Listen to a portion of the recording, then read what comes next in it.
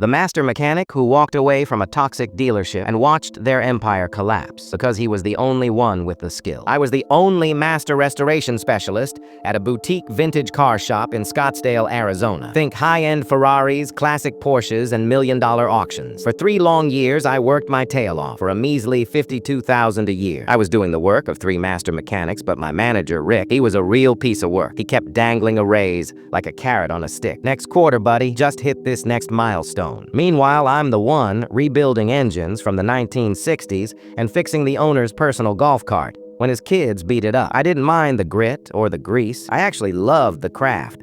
But watching new sales guys walk in with 0 experience and start at $75K plus commissions, that really stung. One Thursday afternoon, the shop owner, Mr. Vance, was hosting a private showing for a huge collector. He had a rare 1963 Ferrari that refused to fire up. Rick was sweating bullets, pacing the floor like a caged animal. I stepped in, found a vapor lock in 5 minutes, and had that V12 engine purring like a kitten. The sale went through for $3 million. Vance pulls me aside later and asks, "What do we pay you anyway?" I told him $52,000. His jaw literally hit the floor. He just stared at me for a solid 10 seconds. "That's a crime," he said. "You just saved my reputation." He told me he'd fix it. The next morning, Rick calls me into his office. I'm thinking, finally, the big bump is here. Instead, he slams the door and gets right in my face. He says, "You're getting a big head, Cody. You think you're special because the boss noticed you? You're just a guy with a wrench. You're replaceable." I just sat there. I didn't say a word. I spent my lunch break updating my portfolio, and by Monday, I had an offer for $95,000 at a rival firm. I slid my notice across Rick's desk. He actually laughed. He told me I'd be begging for my job back in a month. What he didn't realize was that I was the only one who knew the custom wiring on every single project